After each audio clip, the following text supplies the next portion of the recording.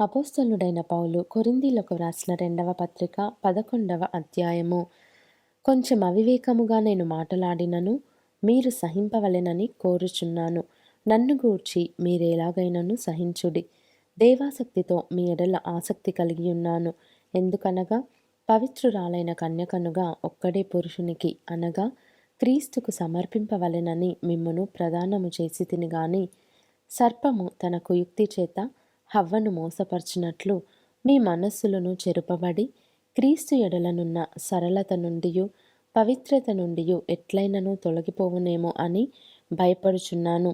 ఏలయనగా వచ్చిన వాడెవడైనను మేము ప్రకటింపని మరి ఒక యేసును ప్రకటించినను, లేక మీరు పొందని మరి ఒక ఆత్మను మీరు పొందినను, మీరు అంగీకరింపని మరి ఒక సువార్త మీరు అంగీకరించినను, మీరు వానిని గూర్చి సహించుట యుక్తమే.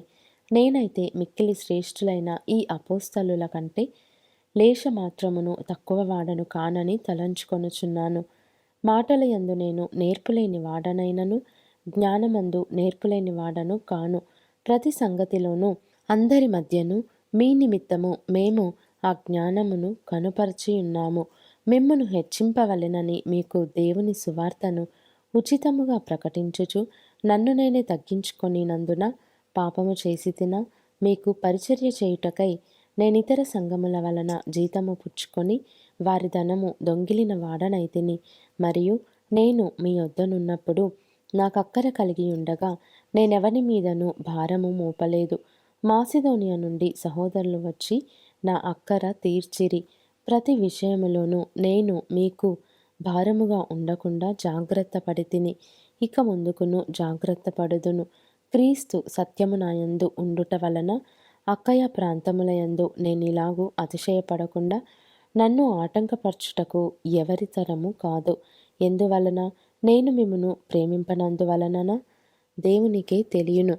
అతిశయ కారణము వెదకువారు ఏ విషయంలో అతిశయించుచున్నారో ఆ విషయములో వారును మావలే యున్నారని కనబడు నిమిత్తము వారికి కారణము దొరకకుండా కొట్టివేయుటకు నేను చేయుచున్న ప్రకారమే ఇక ముందుకును చేతును.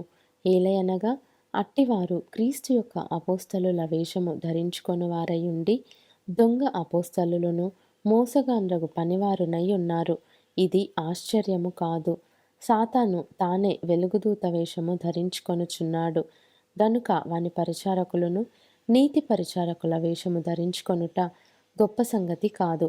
వారి క్రియల చొప్పున వారికి అంతము కలుగును. నేను అవివేకినని ఎవడునూ తలంచవద్దని మరలా చెప్పుచున్నాను. అట్లు తలంచిన ఎడల నేను కొంచెము అతిశయపడునట్లు నన్ను అవివేకినైనట్టుగానే చేర్చుకొనుడి. నేను చెప్పుచున్నది ప్రభువు మాట ప్రకారము చెప్పుటలేదు గాని ఇట్లు అతిశయపడుటకు ఆధారము కలిగి అవివేకి వలె చెప్పుచున్నాను. అనేకులు శరీర విషయములో అతిశయపడుచున్నారు గనుక నేనును అలాగే అతిశయపడుదును. మీరు అవివేకులై ఉండి సంతోషముతో అవివేకులను సహించుచున్నారు. ఒకడు మిమ్మును దాస్యమునకు లోపర్చినను, ఒకడు మిమ్ము మృంగివేసినను, ఒకడు మిమ్ము వశపర్చుకొనినను, ఒకడు తన్ను గొప్ప చేసుకొనినను, ఒకడు ముఖము మీద మిమ్మును కొట్టినను మీరు సహించుచున్నారు. మేము బలహీనులమై ఉన్నట్టు అవమానముగా మాటలాడుచున్నాను. ఏ విషయమందు ఎవడైనా ధైర్యము కలిగి ఉన్నాడో ఆ విషయమందు నేను కూడా ధైర్యము కలిగిన వాడను.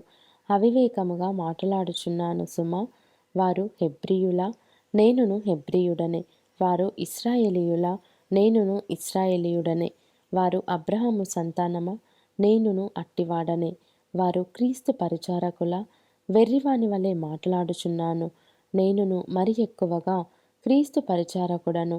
మరి విశేషముగా ప్రయాసపడి తిని, మరి అనేక పర్యాయములు చెరసాలలో ఉంటిని. అపరిమితముగా దెబ్బలు తింటిని. అనేక మారులు ప్రాణాపాయములలో ఉంటిని. యూదుల చేత 5 మారులు ఒకటి తక్కువ 40 దెబ్బలు తింటిని. ముమ్మారు బెత్తములతో కొట్టబడి తిని. ఒకసారి రాళ్లతో కొట్టబడి తిని. ముమ్మారు ఓడ పగిలి శ్రమపడి తిని. ఒక రాత్రింబగళ్ళు సముద్రంలో గడిపి తిని.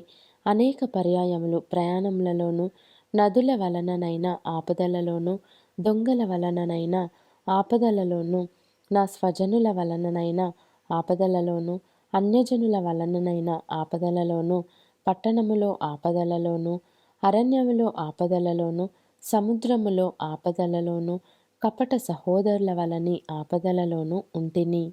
ప్రయాసముతోనూ, కష్టములతోనూ, తరచుగా జాగరణములతోనూ, ఆకలి దప్పులతోనూ, తరచుగా ఉపవాసములతోనూ, చలితోనూ, దిగంబరత్వముతోనూ ఉంటిని. ఇంకను చెప్పవలసినవి అనేకములున్నవి.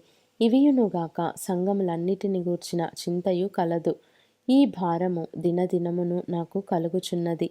ఎవడైనను బలహీనుడాయన, నేనును బలహీనుడను కానా? ఎవడైనను తొట్రుపడెనా, నాకును మంట కలుగదా? అతిశయపడవలసి ఉంటే నేను నా బలహీనత విషయమైన సంగతులను గూర్చియే అతిశయపడుదును. నేనబద్ధమాడుట లేదని నిరంతరం స్తుతింపబడుచున్న మన ప్రభువగు యేసు యొక్క తండ్రి అయిన దేవుడు ఎరుగును. దమస్కులో అరెత అను రాజు క్రింద ఉన్న అధిపతి నన్ను పట్టగోరి కావలియుంచి దమస్కీయుల పట్టణమును భద్రము చేసెను. అప్పుడు నేను కిటికీ గుండా గోడ మీద నుండి గంపలో దింపబడి అతని చేతిలో నుండి తప్పించుకొని పోతిని.